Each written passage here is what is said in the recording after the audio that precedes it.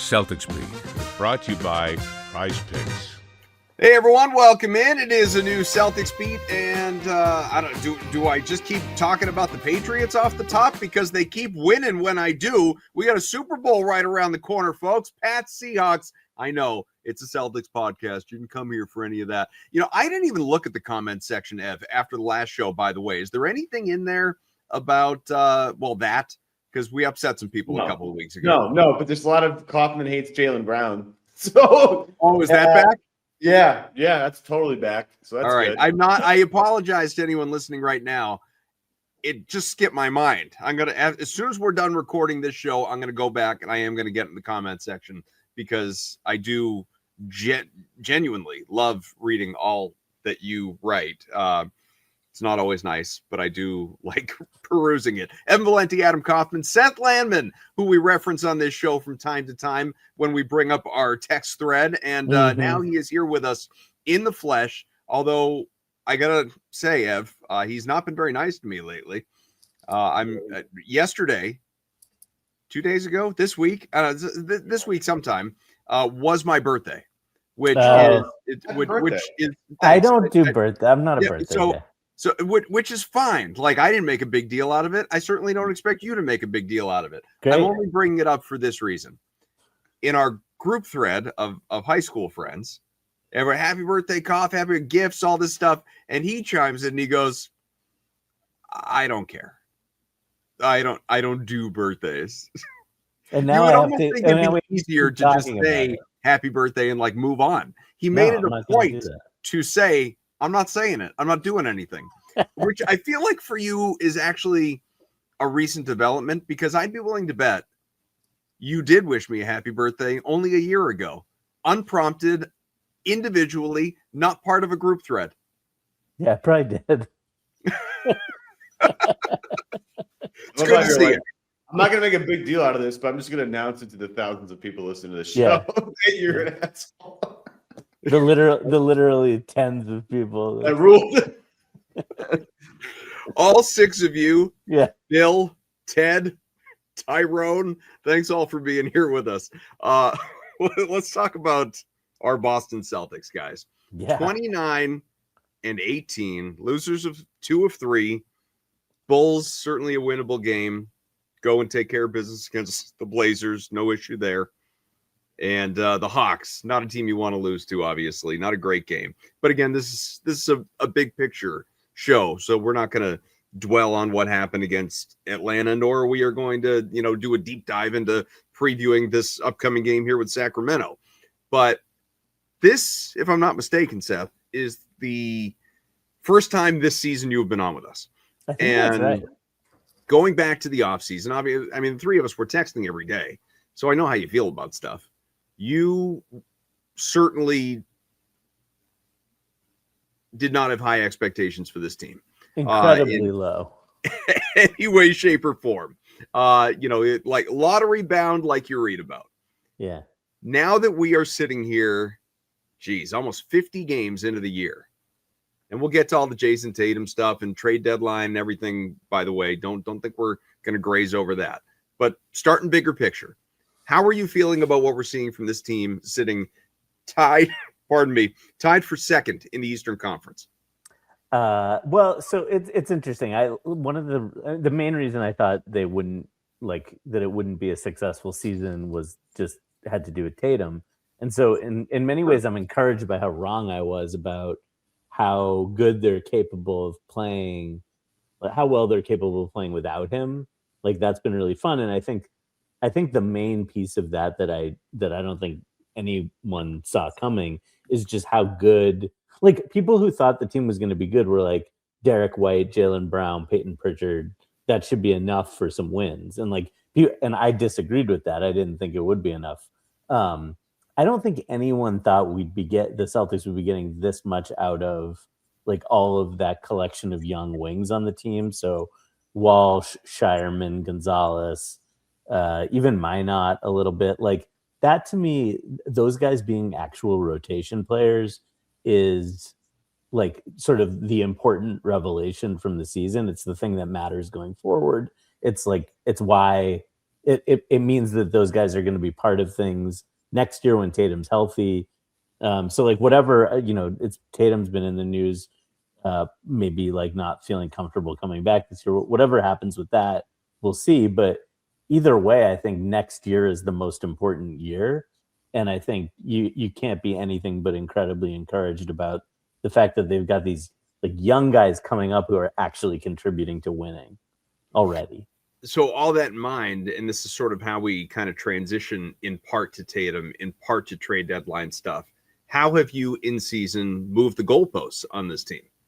Well, it's interesting. So if Tatum comes back, I think you have to look at them as a threat to make the finals.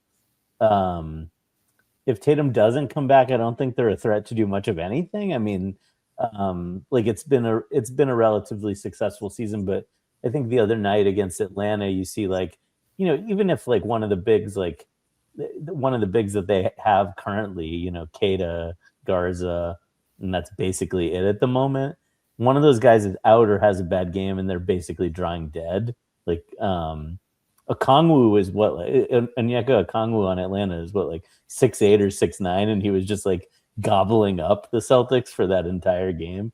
So I mean, I think if Tatum, like bringing Tatum in and moving everyone down a level in the pecking order into a place where maybe they are a little more like suited to the role they're playing could unlock a lot of things. And the East is just like such garbage that you have to think they're a threat to make the finals. At the same time, it's like nobody in the East is beating like any of the 4 or 5 best teams in the West.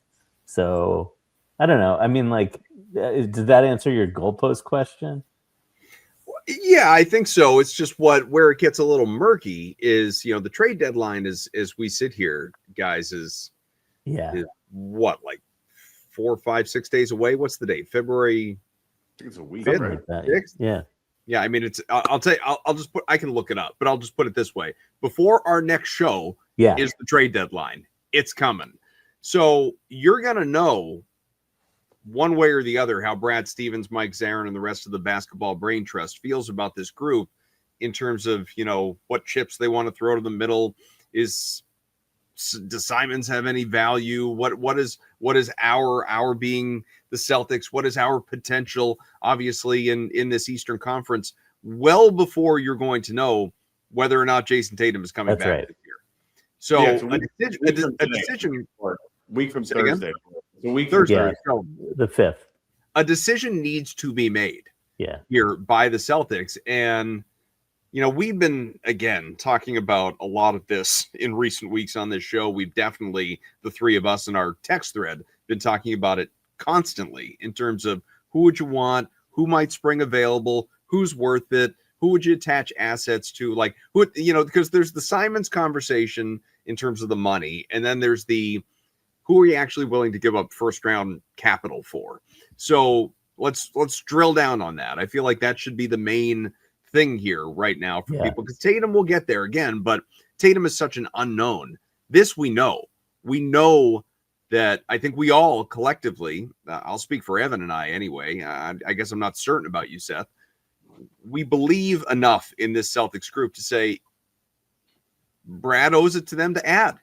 They've done enough to say, to justify doing something within range, right? Like I wouldn't go out and acquire Vucevic. Like I wouldn't go get a rental. I'm not going all in on this year, but you need to go out and get somebody who can help you both this year and in the next year or two, who's ideally, around 30, sub 30. I mean, you're not looking for a veteran to put you over the top just to, make the NBA finals and get slaughtered or something like that. You're looking for someone that can be a piece to help you contend, maybe this year, but definitely in the next couple of years with a healthy Tatum. So that in mind, what do you have your eyes on? So what you just said is interesting, because you sort of, like, as you're saying that, you're making it sound like it's like a big category of players, but even with the parameters you just laid out, you've actually narrowed it down like to a very small list of people. Like if you're talking about like bigs specifically who are under contract for multiple years at a number the Celtics could fit into their salary structure, who might be available. I mean, like I've got a list here for you if you want it, Please. but like, Yeah, of course. like the complete list of centers on multi-year contracts, who the Celtics could like feasibly get in any universe. It's Okongwu, who's probably not available. The Bulls have Jalen Smith. I don't know, like, is that doing anything for you? We can talk about that. Would Cleveland trade Jared Allen? Probably not in this circumstance. Maybe you could pry him loose. Daniel Gafford from Dallas. The Pistons aren't trading Isaiah Stewart, I imagine. There's guys like on Indiana, there's Isaiah Jackson and Jay Huff. There's Zubats from the Clippers and Brooke Lopez from the Clippers. Like Zubats it sounds like the Celtics actually made an offer for Zubats, maybe already this year. Simons plus a first and a swap, and the Clippers turned them down. The Grizzlies have Santi Aldama. The Bucks have Miles Turner. I think we've been down that road in the past. It seems like probably not interested in that one. The Thunder aren't trading Jalen Williams. The Magic would the Magic trade Wendell Carter? Are you interested in Jakob Poeltl? And then there's the guys from the Nets. There's Nick Claxton and Daron Sharp, who I think those are the guys who are most interesting to me, maybe. But I think like if you're talking about bigs who are on like long-term deals, who you could have, who would like you could bring in at a reasonable cost, help you this year, and then be part of the team with Tatum next year. That's like Under 30 or younger.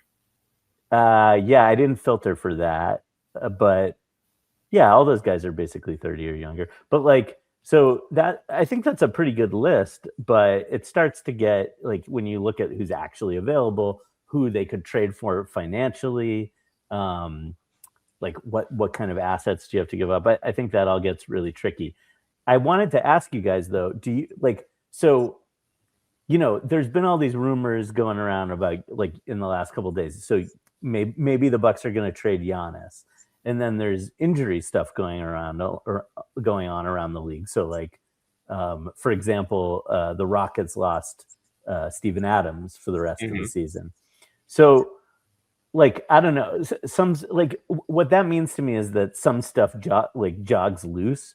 So like a player like Naz Reid, for example, on the Minnesota Timberwolves. That's a guy that I think we all, like a couple of weeks ago, if we had been talking about this, we would have said that guy's totally not available.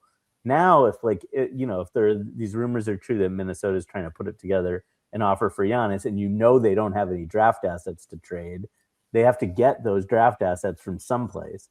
And so that might mean trading a guy like Naz Reid. So I think like, over the next couple of weeks, there might be names that come up that we haven't heard yet. But to me, that list I read is like the whole list of centers who are possible. So I don't know, like, but one interesting idea I was having was, would you like, if you knew Tatum wasn't coming back this year, what about something like, I wrote it down. Oh, like, could you do Simons and Hauser for Steven Adams and Fred VanVleet? So you take these two guys from the Rockets who aren't going to play for the rest of this year, probably, right, but are under contract next year at reasonable numbers, and you trade expiring contracts you have. You kind of like do free agency ahead of time. You pick up those guys and you do something like that. So I don't know, injuries at this time of year and like big names that come available on the trade market, that could jog some things loose also, I think.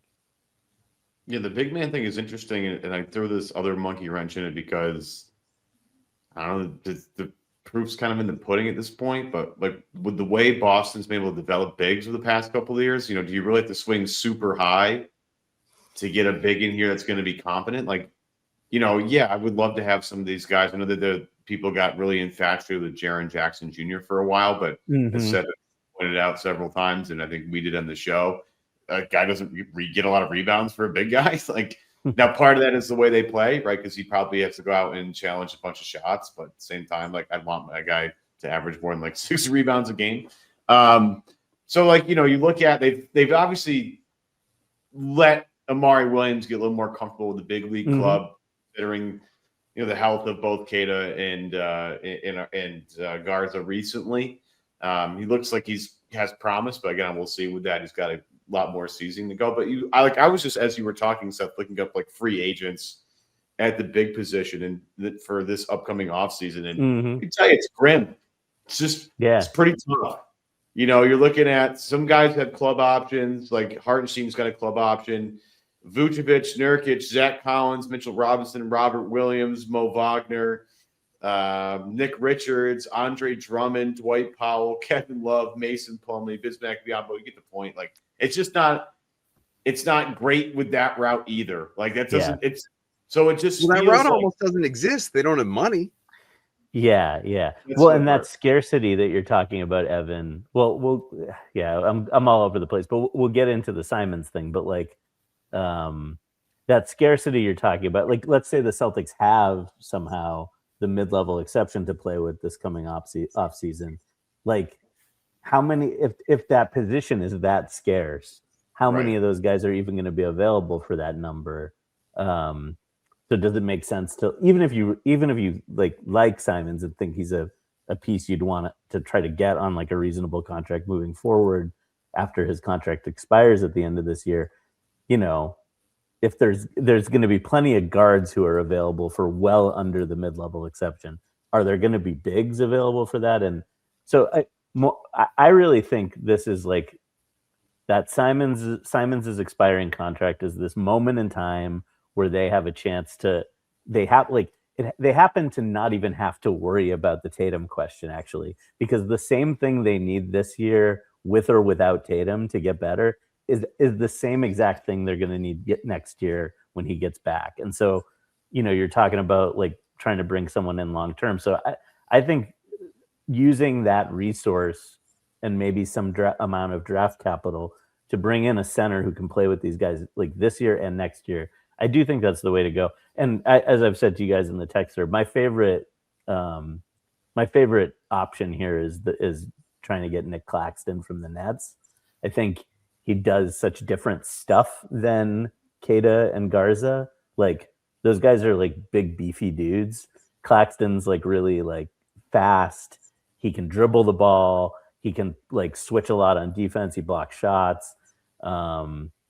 So even though he's not a good shooter, he's like a really good passer. He just brings like a lot of different things to the table than Keita and Garza. And so to me, like, giving up some draft capital, getting him in the door and having him be part of the team moving forward, that would be like a really great outcome for this deadline. Let's do more on Claxton and how that involves Anthony Simons as well, coming up in just a moment. First, today's episode powered by Prize Picks. The big game, it's almost here, folks. There's no better way to cash in during America's biggest sporting event than Prize Picks, where it always feels good to be right, doesn't it? Always. And since the big game is right around the corner, that also means it's your last chance to get into the football action before next season. It's sad, really. One football game left? I don't know what I'm doing with myself. We're so close to this season being over, but Prize Picks, you can get $50 instantly in lineups when you play your first for only $5, F. Kaufman. Yes, sir. You want to have a guess as to how last week went for our Flex Play Friday? 2 out of 3. You'd be correct, sir. Ding, ding, ding. Did it again. Flex Play saves my ass. Thank you, Prize Picks, for this. I what is this, 5 weeks in a row where I've hit 2 out of 3. I've had the same $21 in this account for like 5 straight weeks. I can't get rid of it, which is fine. It allows us to keep playing for another day. And with that, so look, we know it's the last football game of the season. I want to stretch this out for 2 weeks. Okay. So what I'm going to do this week, Kaufman, is I'm going to throw some legs of the lineup at you. And then we're going to rehash this next week and we're going to nail this down. Are you on board with me with this? Naturally. Okay, very good. So we're going to start. I have 4 Patriots legs of the lineup and then 4 Seahawks parts of the lineup, and we'll combine them for next week. Drake May more than 0.5 passing yards, so we can lock that in as one of the ones that's going to happen. Bryce Baringer more than 4 punts in this game. Ramondre Stevenson more than 51.5 rushing yards. Okay. Stephon Diggs, less than 44.5 receiving yards. Less than. All right. Just hasn't. I think a lot of teams are like, you know what? That's Drake May's third down blank, like third down. He looks for him all the time on He's third been down. spreading it around, especially with Matt Collins back. Yep, and Ramondre Stevenson. For the Seahawks part of this, Jake Bobo, more than half receiving yard. So he's just got to make a catch, basically, in a positive direction. Sam Darnold, more than 1.5 passing touchdowns. Jackson Smith and Jigba, more than 7 catches. And then Kenneth Walker, less than 74.5 rushing yards. So those are the ones I'm throwing at you. You guys know the drill by now. If I hit all 3, I 3x my money. If I get 2 out of 3, I give my money back, which has been happening all the time recently. So again, everybody knows at this point. And getting your money from Prize Picks couldn't be any easier in as little as 15 minutes. Watch the money roll into your account. I use Venmo. Literally nothing easier than that. Kaufman, you just transfer to Venmo. Bam, right back in my bank account. Easy, simple, painless. It will not surprise you to hear that I don't love the Seattle version. I would really like to lean into the Patriots version. We're going to mix and match them.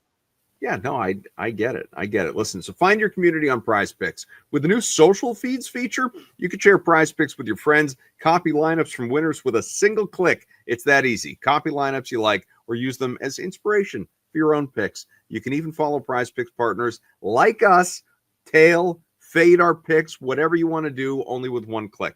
Prize Picks now has early payouts. If your player gets off to a hot start, you have the option to cash out those winnings before the game even finishes. Just go to bed. It's easy. Download the Prize Picks app today. Use code CLNS. Get $50 in lineups after you play your first for only $5. Again, that is code CLNS. $50 in lineups for you after playing your first for only $5. Download the Prize Picks app. Do it right now while you listen to the show. Prize Picks. It's good to be right. All right, let's get ourselves back to Seth here. And so you want to talk about Simons? No, well, Claxton and Simons, because I think unless you tell me, I mean, this is your trade machine dream here. If the Celtics are acquiring Claxton, is Simons not almost automatically a part of it? And so, all right, so that's kind of where I go, especially with a team like Brooklyn.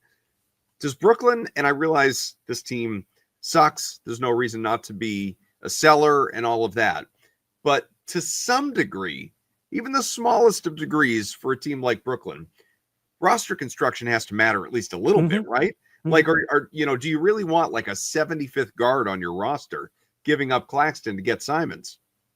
Well, they got a Jordy Fernandez proof their roster. They have to, they don't have their pick next year. I forget what the deal is with that. Like what team? Does Houston on their pick? I can't remember. But so like this is when they suck. So this is a really good draft coming up. The next couple drafts aren't supposed to be as good. All kinds of reasons why they need to be terrible this year. I mean. Sure. I do think there's some truth to that. Like, there's rumor, like Claxton's in rumors, Michael Porter Jr.'s in rumors. Maybe they want to keep those guys to try to be good next year. Like they've been losing like recently with those guys anyway. So maybe they don't need to trade anybody to tank. But I do think there's probably like, you're not getting Claxton for Simons straight up, even if some people around the league might think that's like a fair trade in some ways. I don't think many people would think that, but so yeah, I think the question, like, we have these recent reports that the Celtics turned down an offer of Simons plus a pick for Vucevic earlier this year, and then this other piece of reporting that the Clippers turned down Simons and a couple of picks for Zubats. So like, it seems to me like the Celtics are like. The Celtics and the league are both like aware of the fact that the Celtics would like to get a center, that Simons is the piece they have to trade, that they are willing to move some amount of draft capital. So the question is like, does someone want a draft pick from the Celtics? And I think maybe the Nets would want to turn that contract into future stuff. Well, you look at what they just did in the draft. They got 5 rookies in the last draft. They sure They did. just drafted Yeah. all 5 founders. So And we're at 4 I of mean, 5 that's stars. another one. That's the thing with this Nets thing. Which I understand where you're coming from in terms of, maybe you can trade guys that are in your roster that you don't have futures for. I don't think the Nets think that the next great Nets team is going to have Michael Porter Jr. on it. And I don't think, we all like Claxton, but at the same time, you shouldn't keep Nick Claxton to keep you from getting better. But my point is, does that team need more rookies? Because they already have way too many of them. They have to find playing time for all those guys. It's just it just feels kind of like a jumbled mess. And I almost look at that Brooklyn situation and I say, that's the last team I would rather, if I'm Brooklyn, rather have proven players. Could you convince them of is there a way to throw I know he's playing a lot better lately with Baylor Shireman, but is there a landing spot for Baylor Shireman plus Simons for Claxton and X? I mean, you got to figure out how that's going to work out. Oh, instead of a pick. Yeah, I just don't find if I'm Brooklyn, why am I trading for more picks? I already have a shit ton of young guys in this roster. I don't need any more. Yeah, I think that makes sense. I mean, I'm just basing, you hear that they are interested in acquiring draft assets, but I mean, yeah, I think it doesn't necessarily make sense that they would do that, but I think there's a reason, there's some smoke there. So I think, that's one that definitely makes some sense to me. I think the other question here is that has to be addressed a little bit is that there seems to be this burbling up of this idea that Simons is somehow important to the Celtics, that he's doing things that can't kind of be replicated elsewhere. Sure. And I do think clearly he's had some very good games recently, like that 39-point explosion where he carried them to a win. He's quote from Seth. If he plays like this every game, I'll eat my words. yeah. But I will say, so I found a really good stat that I got to share with you guys, which is how it's been a big topic of conversation that Ugo Gonzalez is on pace to set the all-time rookie record for plus minus. Yeah. He's more than doubling up second, right? Edgecombe. Yeah. Well, this year, yeah. So I got curious because Simons is what 7th or 8th, 6th or 7th on the team in net rating or whatever. So Simons has played 1,151 minutes this year. This is per PBP stats, if that's a site people use. So 1,151 minutes this year. He's plus 162 points, raw points in those minutes. So 411, so less than half of those minutes have been with Ugo on the floor, and then 740, more than half, have been with Ugo on the bench. Plus 162 is the total number. Plus 158 with Ugo on the floor, plus 4 with Ugo on the bench. So you always have to. I wonder if the plus 4 is from the Utah Jazz game where we offered 39 points. Right. It's these numbers always I don't know, especially with guys who aren't starters. I think these plus minus numbers can get a little bit wonky. But are you going to go full Danny Ainge and tell us the plus minus doesn't matter? No, I think it matters. But I think it matters the more you play, it matters. The more you play against the other team's best players, it matters to me. All this stuff. The more minutes you get to share with Derek White. Yeah, naturally. These if you're on the Nuggets and you get to play all your minutes with Jokic, are you the reason that? And anyway, but I just thought that was so funny that almost 100% of the positive point differential with Simons on the floor has happened in this tiny sliver of minutes that he shared the floor with Ugo Gonzalez. It seems like Ugo is kind of magical in some way. That guy. Dude, I texted you last night. I said Ugo is hilarious, or Ugo's an animal, or psychopath or something. He was in the game. He just does Marcus Smart stuff where he just yes ruins a game. And in the 3-point shot coming around recently has been good. He makes mistakes as all 19-year-old rookies make. He's a child. No question about it. But he makes up for it more times than he doesn't, and he's just a ball. Somebody was maybe Scal. Somebody was he basically just every time you watch him play, it feels like he just had a Red Bull. And I think Red Bull's a great nickname because he's just flying constantly out there. It's great. We don't need to give him a nickname. Yeah, he's just Ugo. Ugo Boss. Sure. You mentioned something about like, I don't know if it would be your preference, but like to move Shireman instead of moving a pick. And I got to say, I've been like incredibly impressed with Shireman also. I just think that guy like knows how to play, knows how to defend. It was like, again, we're talking about a loss to the Atlanta Hawks, but like, and he missed a bunch of the shots that came off this, but it was exciting to see him like try to take, like if he got smaller guys switched on to him, he was like bringing that guy into the post and trying to like take advantage of that matchup. Yeah, he like, killed CJ McCollum. Yeah. I actually think he's a keeper. Like I think him, Walsh, and Gonzalez are all like absolute keepers who they have on these like rookie scale contract. Like they're in. So let's talk about that. And nobody, I mean, unless your name's Jayson Tatum, right? Like nobody is an untouchable. So I don't want people to think I'm taking this in that direction. No. But in terms of your priorities, like you'd have to make me a crazy offer to get rid of this guy. Yeah. You know, in terms of like, it's got to make a whole lot of sense and then some. Who are the guys in this next iteration? You know, like just we're looking ahead to next year. Mm-hmm. If the Celtics are positioned to be championship contenders, hopefully, you know, who from this current roster to you is on that team? Yeah, so Tatum, Brown, and White. And that, so like, so that question isn't just about how good of a basketball player you are. It's about your contract also, right? So, yeah, of course it is. Yeah. It's all encompassing. So and you don't need to tier it. I mean, you can organize it however you want to, but yeah. Well, I just want to say like, that's fine too.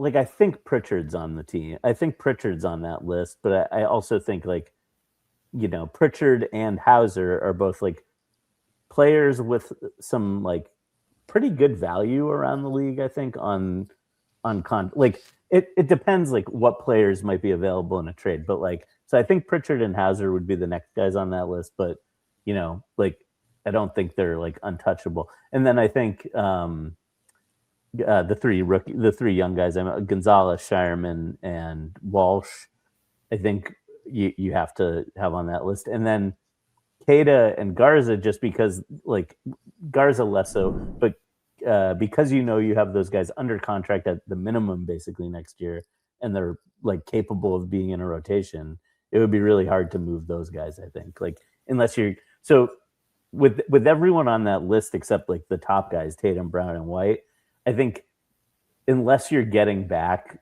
in a trade a player who like really, really moves the needle. So like that's why with a guy like Claxton, who I think is like an excellent player, but not necessarily like putting you over the top. I think I'm willing to give up Simons because I don't think he's an important piece moving forward. I'm not willing to give up like Shireman, for example, because I think Shireman is like an incredibly good value right now for what he does, and a guy you have the ability to sign to a long-term extension anyway. And so, I'm like drawing a line there a little bit. Well, you didn't, unless I missed it, I don't think I did. You didn't mention Minot, who in the first, I don't know, call it third of the year was absolute. I mean, he was reasonably high on that list, especially considering his contract. Well, and that's just purely because of his. So, like, they don't have extension rights really on Minot, as I understand it, and so like, I just like that's more practical than like I know he's been hurt, so that's like the reason he hasn't been as important lately. I think he's like a good enough player. I was super excited about him when they signed him in the offseason. I've had my eye on him for a while, but like, I just. You know, he's like the kind of player where if he's good, they don't really have the opportunity to like have him be a long-term piece of the future. Whereas like the rest of these guys, that's what's so cool about what's going on with Shireman and Walsh in particular, who are guys that we saw last year and didn't see much of. And it started to feel like, man, like they wasted these bites at the apple on those guys. And now it feels like those are guys who could be signed to like the kinds of extensions that they got Hauser and Pritchard on. In the past.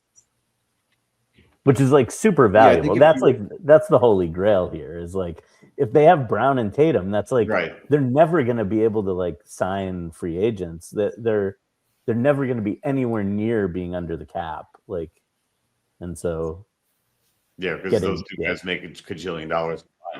Yeah, but if you look at, like, I agree with you, like the way that you kind of set it up. I feel like they'll probably retain one of Hauser and Pritchard, and then like 2 of the 3 of the Walsh, Ugo, Shireman list, and then after that, I think there's like Kata and then everybody else is kind of like whatever. But yeah, when you look at like the way they're going to have to structure this, again, at some point, like people are going to get moved for just to get rid of stuff and help their salary cap sheet. I mean, they've already started to do that. You know, how they approach this trade deadline will kind of tell us what their mindset is, which is why it's so fascinating.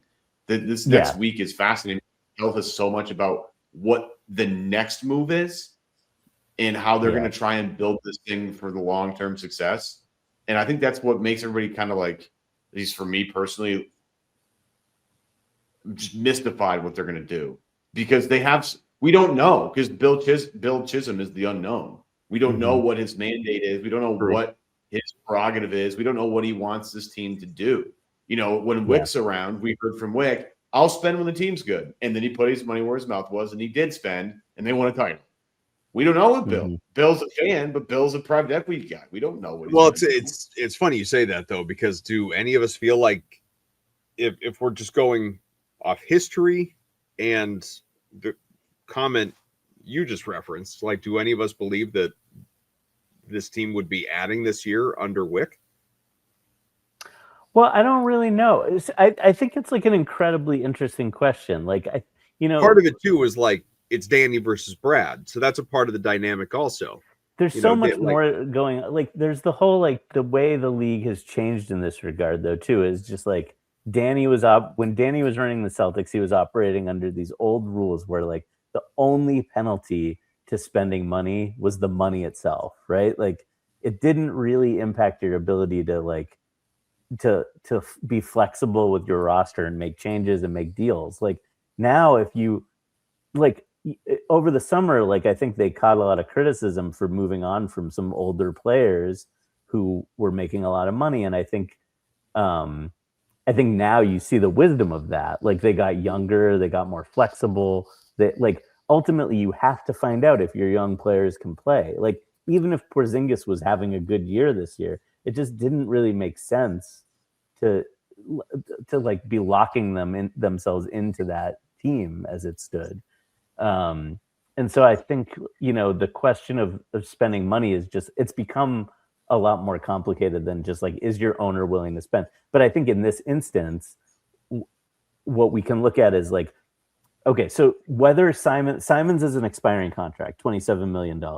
Sure. Whether they bring him, whether they just let that contract expire or replace it now with equivalent long-term salary, no matter what, they're still going to be over the salary cap, like, heading into next season. Even if they let that 27 just like slough off the books, right? They're still over the cap. And so then the only mechanism you have to add a player is the mid-level exception, which is going to be around like 12 or $13 million, I think. Right. So with Simons, with his contract, they, like, today, right now, this week, have the ability to bring in a player who makes like up to 27, maybe even a little more than 27 million. So I think we will sort of see, like, are they content to just let that contract go, get whatever they can get with the mid-level exception, be like way under the first apron, maybe even under the luxury tax, and play it out like that? Or are they willing to stay over the luxury tax, stay next year, stay in the first apron, maybe even begin approaching the second apron, and use that bigger salary slot that won't be available to them next year? So that's why this deadline is so important, I think, is because, like, that's what we're going to learn. Yeah, should we take it over to Jayson Tatum? Yeah, I mean, you have more thoughts on the deadline or potential acquisitions or Anthony Simons' place? put a bow on this, it's like, again, the clarity that you're going to get. And the one thing that we can maybe, okay, here's what we'll do. We'll tie this together, right? So this is good podcasting. And I think maybe Seth said this either on this podcast already or in a text message. I'm not quite sure. But whatever you do at this deadline, you have to do whether Tatum comes back or not. Like, it doesn't, like, you shouldn't be factoring him coming back this year into this trade. It actually doesn't matter. Yeah. It like, for the purposes of this trade deadline, it really doesn't make a difference. Like, unless you like want them to somehow like flip now, like as a team that's 29-18 and like start tanking, which I just think the ship has sailed on that. But like either way, it's like, why not make the team a little better this year? Yeah, I mean, I wouldn't even say the ship has sailed. I don't think that ship was ever in the waters. Yeah. So let's talk about Tatum, because he went on the Pivot podcast this week, said he has doubts about how he would reintegrate on a Celtics team that has exceeded expectations without him. And, you know, honestly, it felt a little validating, vindicating, you know, whatever word you want to put on it, Ev, because how many times in recent weeks have we talked on this show about what does Jayson Tatum look next to this Jaylen Brown this year?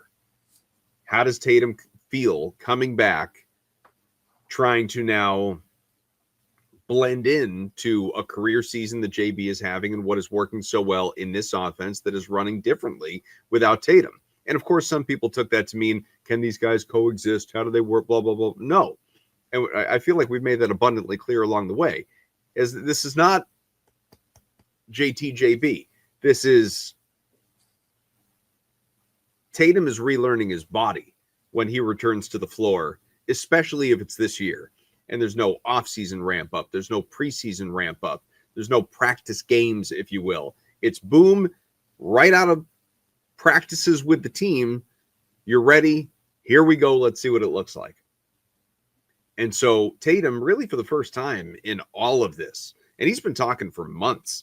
This guy has been talking for months about coming back, having a goal on the calendar, and it's going to be a home game, and he's got an idea of when he wants it to be, and yada, yada, yada. Every implication, even though he hasn't said the words, have been he's coming back this year. As long as his body is right, he's coming back this year. On this Pivot podcast, which is a good listen, he indicated that maybe there aren't physical hurdles, maybe there are mental hurdles to deciding to return this year. And of course, people heard that and said, I think maybe he had a setback. He probably had a setback, and he's just not saying it now. Now, like, he's pulling back a little bit. There's a physical problem. And then Joe Mazzulla goes on the Sports Hub in Boston and says, he's good. Not good ready, but good, like, no setback, no physical, anything has popped up. Which, of course, brings you back to is there a mental thing that is going on right now? And I'm not going to be critical of Jayson. I can't begin to put myself in Tatum's shoes. You know, going from, as he said, feeling like the king of the world to the, smallest man in the world. I can't imagine what it must feel like to go from being a top 5 player in the NBA to, at least for a moment, wondering if your career is over. I get that this guy wonders what he's going to look like when he returns, whenever that is, and if his body will be able to do the things it used to do. I think if nothing else, the fact that he made these comments, guys, and tell me if I'm off base with this is based on nothing but my opinion. I think it actually indicates he's probably pretty close physically. Like, he even said, if I come back, the team will have played, 50-something games, 60 games. We're pretty much there. I think Jayson Tatum, in theory, could be playing again in another 2, 3, 4 weeks, if mentally he feels up to it. I think physically he'll be able to. It's actually a really interesting dynamic now at this point, Seth, that I never considered. I never really thought would actually enter the conversation. Go ahead. You're asking me? Yeah, I'm just sort of I'm stopping. Well, I'm I'm stopping talking and I'm letting you go. To me, I think what was so interesting about it was that he seemed really vulnerable. Like, I think that's why it's like a little bit confusing, is because it's like a true moment of vulnerability, and like he was vulnerable without being crystal clear. And so I think, you could make a big list of like all the things he could be worried about. Like, you could be worried about your body, number one, like you're coming back from an injury. Like, as you get closer, maybe that reality sets in and you're like, gosh, I'm gonna re-injure myself. Who knows what's gonna happen? I could set myself back even further. There's also like, there really is the fitting in question. I mean, I don't know the degree to which he's like paying attention to like, I would imagine he's like really paying attention to like the exact ways in which Jaylen Brown's game has changed this year.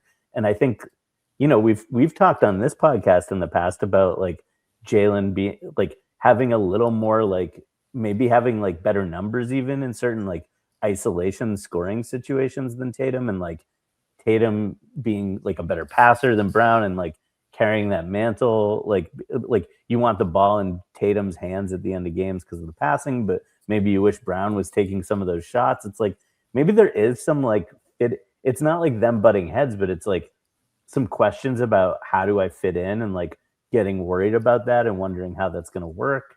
I think they're like, like you could imagine a world where he like sees the team doing so well and like doesn't want to screw it up. You could imagine a world where he sees the team doing well and feels jealous about it. I don't want to like speculate as to what's going on in his head, but I think when I watched those clips from that interview, he just sounded like a person expressing some amount of vulnerability, and I think like it's pretty rare to get that from athletes. And so I felt sort of like moved by it actually, and like I don't know if he's going to come back this year. I don't know if he should. I've been wondering about that all along. I mean, I don't know what you think, Ev, but well, and another quote, just sort of summing up a lot of what we both just said. He said the Celtics have an identity this year, or things that they felt have clicked for them, and it's been successful.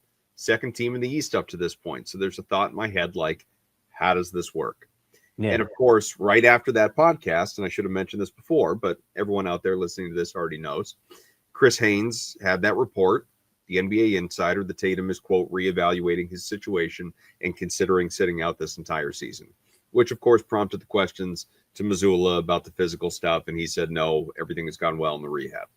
But yeah, I agree with what Seth is saying about the vulnerability. He sounds like, someone that's, I don't know, looking for some, like realizing he doesn't know how he feels about it, about something he thought he knew. Here's what I'll point out to you. Here's what I'll point out, because I think you can make the cross reference between the two interviews you're referencing, the Joe Mazzulla interview and the Jayson Tatum interview. If you listen to the Tatum podcast, he goes to talk about how much he loves Joe Mazzulla and how Mazzulla really cares about every guy in this team. There was a great quote that also came out Thursday from Derek White. When Mazzulla called him on his birthday in July, he was like, "Hey man, happy birthday." He goes, "Oh, thanks, coach." He goes, "Everybody thinks we're gonna suck this year, so I think they're wrong." And then hung up the phone, and they went on about how much they love Joe and how much they appreciate like his style of talking to people. And Jayson echoed the same thing of like how much he loves Joe Mazzulla. Joe Mazzulla allows him to feel comfortable in being vulnerable. Like, that is a ton of power from a head coach to make each individual person feel comfortable in their own skin on the team. It's great stuff. It goes beyond the X's and O's stuff of coaching. That's really important, which is why Greg Popovich, the reason why Pop was awesome is, yes, he was a great X's and O's guy, but he knew how to connect to people, right? That's a huge part of this equation. So with Tatum, go ahead. I was going to say, it's like the secret sauce to all of Joe's like weird tough guy stuff. Like, like that stuff always weirds me out a little bit, but like he does seem to have this like other side to him that like understands that this other stuff is actually much more important. Yeah, and Mazzulla went on to be like he should feel like this way. He should feel like, oh, how am I going to fit on this team? That's good. And then Mazzulla's like, I'll be the guy to remind him that you're Jayson Tatum, like you're going to be fine. And then we all have this data over the past how many years, and how many times in this show we talked about it. Jayson Tatum plus 4 dudes equals net positive rating. You could go throughout Tatum's prime of his prime, like from 22 to now. If you look When at he was his a rookie. age, yeah, him plus 4 dudes, it was a positive net outcome, no question. So, like, yeah, it's going to be fine, but it's going to be on Missoula to help kind of nurture him along and make him feel comfortable again. And because Tatum already feels comfortable with this, I feel like, yes, it's great. He feels vulnerable, all these things, but I want to be like, dude, it's going to be okay. You're Jayson Tatum. It's going to be fine. Let everybody, it might take a minute, but the right people are in place to make this work. I was just thinking, I mean, it's unrelated but related. I was thinking about a thing I saw the other day that was some whatever on Twitter. Like, what's something that happens all the time in movies that never happens in real life? And the, response was like people who just hang up mid phone call all the time. Just like this. It's like you've just decided the conversation's over. Nobody says bye, that kind of thing. I bet Joe Mazzulla is one of those people. My grandma was one of those people. She just hung up. Oh yeah, you'd be like in the middle of being like, "I love you," and she'd just click. Like, No, my grandmother was the complete opposite. "I love you" happened 14 times before that call ended. But anyway, yeah, it's so. What's in the wake of this news? And we'll wrap this show up here. But what is your gut feeling? Each of you, I'll offer an opinion too. I mean, Evan and I anyway have been emphatic that Tatum is going to play at some point this year. Oh, about With that. what's gone on in recent days, I know you've been on the other side. You have not believed like any step of the way that he's playing this year. So that's what makes for an interesting little, conversation here. Do you believe that after his interview, Joe's comments, the Haynes report, do you think we see Tatum this season? Well, actually, for a couple months now, I thought we would, and now I wonder. I mean, yeah, I don't know, but I think they're in like a pretty good spot where I actually think like just the way things are playing out. I think like I don't think there's a ton of pressure on him about this. Like, I think whatever he decides, like, it's not like he's like screwed anything up by not playing or screwed anything up by coming back. Like, it would be a different story if the season had gone differently and they were like in tank mode or whatever. But like, I don't know. They're just like trying to be as good as they can, and it would be cool if he came back. But if he doesn't, like, it just makes next year. It makes like hopefully they can just get a fresh start next year. And on top of that, as I've said before, I think they should treat the trade deadline the same way either way. So gun to my head, I think he probably doesn't come back. But yeah, I don't know. Ev? I think he's playing. I think it's as we've talked about, like he's physically almost there. It's more to be a mental thing. And this is my faith in Joe Mazzulla saying Joe Mazzulla will get him right and get him contributing to whatever they're going to do, whatever the team looks like. But yeah, he's coming back.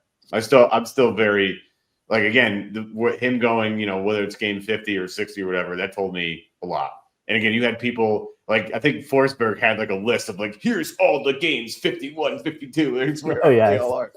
Well, and I was like, it's got to be a home game, right? So like, there's a road trip, there's the All-Star breaks. You're, jumping around that. I think we did that the last show or show before that. We were trying to figure out a date that made the most sense. I think he's gonna play again. I think Joe will be a big part of that. And I think Sam Cassell might be a part of that too. I think Sam's got a real. He's gonna play too. Well, Sam Cassell's gonna get his weight up after getting tossed by Joe. What did Sam Cassell weigh when he played? I mean, he was never a big guy. No. Wait, Kaufman, what's your prediction about this? I think he's going to play. I do. And in fact, I think, sort of piggybacking off of what Ev was saying, I think that, not that this would ever, like Joe would never say this publicly, but I think that he will be able to almost use Tatum's angst or uncertainty or whatever the right word is for it against him, in the sense that he can really make him believe, hey, listen, if ever there were a good time to come back, it's now, because we have no expectations. Like there's nobody that believes that this team is going anywhere. You know, like even if we did go on a nice little run in the East, like look at all those teams in the West, like you were saying before. Mhm. So this isn't a team that anyone's expecting a banner from. Like every other year that we enter the season, it's about ring chasing. It's about banner 19 at this point in time. This is like a free square kind of season that, you know, like why the hell not get out there and dust off the cobwebs and see what it looks like? You know, I don't know. I think there could be something psychological that Joe can use in this, you know, to his benefit. Can I get one more prediction from you guys before we end? Of course. Sure. Is Where's Anthony Giannis going? Is Anthony Simons on the roster after the deadline, after February 5th? Wow. I'm saying no. They're trying. Simons on the roster? They've been trying. They've been trying since they traded for him. Trade him. Is Simons on the roster in 1 week? Yep. Oh boy, am I ready to let go of the Anthony Simons tenure that fast? The pilot light. The pilot light. You jerk.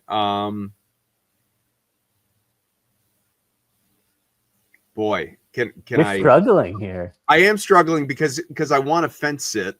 Yeah. And that's not a take. But here's what I wanted to say to you. What I wanted to say is I believe that the answer should be no, because it just makes sense to get that money off the books if he's not part of your future and try and get something in return. Yeah. Because again, if he just walks away in free agency, like you don't get that cash. It's not like that's opening up a spot of, you know, almost $30 million. You can go out and just, you know, spend all, you know, wherever you want. So like for all the basketball building reasons, it does make sense. Mm-hmm. And I've come around to that. It's taken me a little while to come around to that. And yet my gut says he's going to be here. So that's sort of my fence sit. Yeah. Like I mean, they're not going to trade him for nothing. They should do it, but I feel like he's going to be here. I mean, it does depend on like what they can get, right? Like you can't just trade him for the sake of trading him, especially if like what you're getting, if what you're getting back is like worse than, I mean, they might not be able to make anything good happen. Yeah, like you're not going to just trade him to trade him. You're going to trade him because you believe you're getting someone in the door who can help you, who's on the team next year in a way that matters. Yeah, right. And if that guy's not there, and I know you rattled off a lot of intriguing names, but if you know to go back to the old Danny Ainge, it takes two to tango, like that reported offer for Zubats, from my perspective, like Celtics fan perspective, I would have done that deal in a heartbeat. But the Celtics seem like they wanted to do right, but I get why the Clippers didn't. Yeah. You know, so it does take, you know, a couple of parties here. But all right, let's call it because it's been almost an hour, and I've enjoyed it. Tim Cassell, when he played, by the way, 185. So he's probably 200 right now. I was gonna guess 188. I would have. I would have lost by Price is Right rules. Price is Right rule for how easily Joe dispatched Sam Cassell when he got teed up against the Hawks. Well, I'm going to guess 1 pound, Bob. 1 pound. Don't forget the jiu-jitsu. Joe can handle himself. Sam Cassell stands no chance of getting in the way of that. 0. The guy weighs 200 pounds, and Joe Mazzulla moved him like he wasn't even there. Effortless. Yes, that was real. All right. Celtics will wrap up their homestand. 2 more games. Tonight, Sacramento. Sunday, Milwaukee. A week from then, the Super Bowl. Just wanted to share that. The Celtics are playing in the Super Bowl. They play Super Bowl Sunday. That part's true, but much earlier in the day against the Knicks. Got it. So there's that. All right. Well, for our pal Seth Landman, Evan Valenti, I'm Adam Kaufman. We thank our friends at Prize Picks. We also remind you that Celtics Beat is available to you in podcast form, wherever you get your podcasts. If you're looking for the audio, rate, review, most importantly, subscribe. And of course, if you like the video, if you want to comment on the shows, my next stop when we sign off is to go back and read your comments from the previous show. I'm looking forward to it. The CLNS YouTube page, specifically the All Access page, you will find Celtics Beat and a slew of other Celtics-related pods and content. And of course, do check out all of our buddies on the Patriots side of things, because those guys have been killing it all season long. And now it is their Super Bowl as well. Busy stretch coming up in Santa Clara for those guys. Looking forward to it. Looking forward to being out there myself. So maybe a little Celtics Beat on location. We'll find out. But Ev, Seth, I'm Adam. Thanks all of you. See you later. Go Celts.